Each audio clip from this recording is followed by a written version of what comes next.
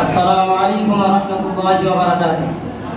نحمده ونصلي على رسوله الكريم أما بعد فأعوذ بالله من الشيطان الرجيم بسم الله الرحمن الرحيم. আজকের সভার সম্মানিত সভাপতি সাহেব, আমার সম্মানিত শিক্ষক মণ্ডলীগণ এবং আমার সামনে বসে থাকা তালেবে ইলম ভাইসকল, আজকে আমার বক্তব্যের বিষয় হচ্ছে বিদ্যায় ত্রুটি জাতির ধ্বংস।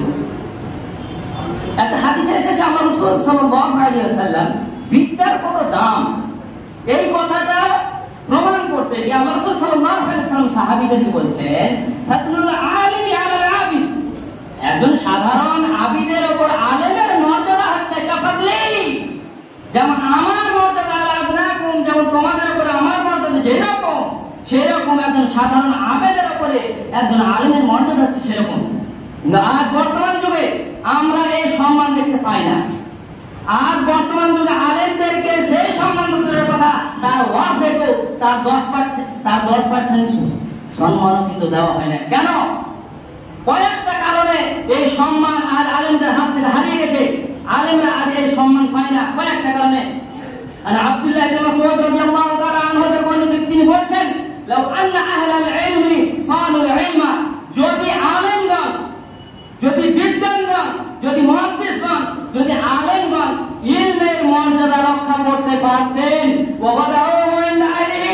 এবং সেই জ্ঞান সঠিক জায়গায় পৌঁছে দিতে পারতেন, সঠিক মানুষের হাতে পৌঁছে দিতে পারতেন, লাসাদু বিহি আহলা জামানিহিম, তাহলে তারা সেই জ্ঞান দিয়ে তাদের যুগের লোকদের নেতৃত্ব দিতেন।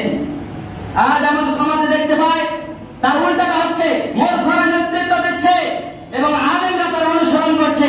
এই কারণে এই হাদিস থেকে প্রমাণ করছে যে আলেমরা, আলেম সমাজরা সঠিক জায়গায় জ্ঞান পৌঁছে দিতে ব্যর্থ হয়েছে। এবং অন্য একটা হাদিস এসেছে ইবনে সিরিন রাহমাতুল্লাহ আলাইহি, তাবিঈর মধ্যে, উনি বলছেন যে ইন্না হাযাল ইলমা, নিশ্চয় এই ইলম অর্থাৎ কোরআন এবং হাদিসের ইলম, দ্বীনুন, এটাই দ্বীন।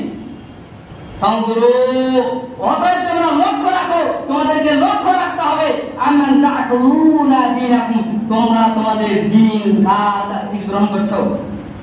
সম্মানিত শ্রোতী, আমি আপনাদেরকে অনুরোধ করছি কথাটাকে একটু অনুধাবন করার জন্য।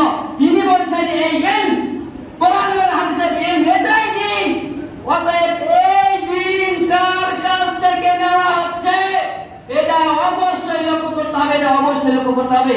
আজ আমরা সমাজে দেখতে পাই একজন ব্যক্তি যে নিজেই দাড়িতে খুর দেয়, নিজেই দাড়িতে বেলেট দেয়, কাটি দেয়, সে অপর মানুষকে বলে এই ভাই তোমাকে দাড়ি রাখতে হবে। যে ব্যক্তি নিজেই ঠিক মতো নামাজ পড়ে না, সে অপরকে বলে নামাজ পড়তে হবে। যে ব্যক্তি নিজেই ঠিকভাবে যাকাত দেয় না, সে অপরকে বলে যাকাত দিতে হবে।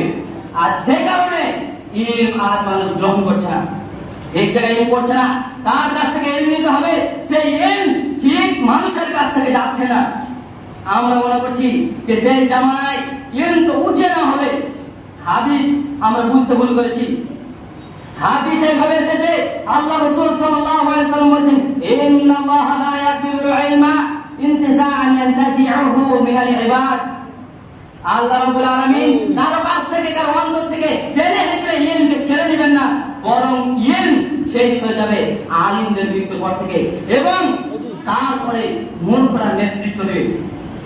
অতএব এই হাদিস থেকে প্রমাণ হচ্ছে যে যদি আলেমরা তাদের দায়িত্ব ঠিকভাবে পালন না করে, তাহলে কিন্তু ধীরে ধীরে মূর্খতা চলে আসবে এবং মূর্খ মানুষেরাই নেতৃত্ব দিবে।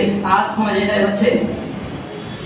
আরেকটি কারণ হচ্ছে মুনাফিকি, আমানতে খেয়ানত করা, এটা মুনাফিকের একটা লক্ষণ। আবার এই জিনিসটাই কিয়ামতের একটা লক্ষণ, কিয়ামতের একটা আলামত। আর আবু হুরায়রা রাদিয়াল্লাহু তাআলা আনহু থেকে বলেন, তিনি বলেন একবার আল্লাহ রাসূল সাল্লাল্লাহু আলাইহি ওয়াসাল্লাম বক্তব্য দিচ্ছেন, একজন ব্যক্তি এসে জিজ্ঞেস করছেন, আল্লাহ রাসূল কিয়ামত কখন হবে, কিয়ামত কখন হবে? আল্লাহ রাসূল কিছু বললেন না। বক্তব্য শেষে বলেন, কোন সে ব্যক্তি যে জিজ্ঞেস করছিল কিয়ামত কখন হবে? তখন আল্লাহ রাসূল সাল্লাল্লাহু আলাইহি ওয়াসাল্লাম বলেন, ইদা দুইয়াতিল আমানা, যখন আমাদের কিয়ামত করা হবে, ফান্দার সাআ, তখন কিয়ামতের অপেক্ষা করতে লাগবে। সে ব্যক্তি জিজ্ঞেস করলো কাইফা ইযা ওয়াতুহা, কিভাবে আমাদের কিয়ামত করা হবে? আল্লাহ রাসূল সাল্লাল্লাহু আলাইহি ওয়াসাল্লাম বলেন, ইদা উসনিদুল আমরু ইলা গায়রি আহলিহি, যখন অযোগ্য ব্যক্তিকে দায়িত্ব দেওয়া হবে, যখন অযোগ্য ব্যক্তিকে আলেম বানিয়ে দেওয়া হবে, তখন তোমরা কিয়ামতে ফান্তাদের সাহাবান তোমরা তখন তোমরা মনে করে নিও যে কিয়ামত কাছাকাছি চলে এসেছে। আমি মাত্র একটা হাদিস বলে শেষ করে দেব। আল্লাহ রাসূল সাল্লাল্লাহু আলাইহি ওয়াসাল্লাম বলেছেন, আলা কুল্লুকুম রাইন, হে মানুষ, হে উম্মত, তোমরা শুনে রাখো, তোমরা প্রত্যেকেই দায়িত্বশীল। ওয়া কুল্লুকুম মাসউলুন আন রাইয়াতিহি, অতএব প্রত্যেকেই তার দায়িত্ব সম্পর্কে জিজ্ঞাসা করা হবে। অতএব সকলকে, ছাত্র, আমার বন্ধুরাকে এবং শিক্ষক মহাশয়, প্রত্যেকটা মানুষ দায়িত্বশীল। অতএব প্রত্যেকেই তার দায়িত্ব সম্পর্কে জিজ্ঞাসা করা হবে। অবশ্যই আমাদেরকে এই দায়িত্ব সম্পর্কে সজাগ হতে হবে। আল্লাহ রাব্বুল আলামিন আমাদের দায়িত্ব ঠিকভাবে পালন করতে তৌফিক দান করেন। আমিন। আসসালামু আলাইকুম ওয়া রাহমাতুল্লাহি ওয়া বারাকাতুহু।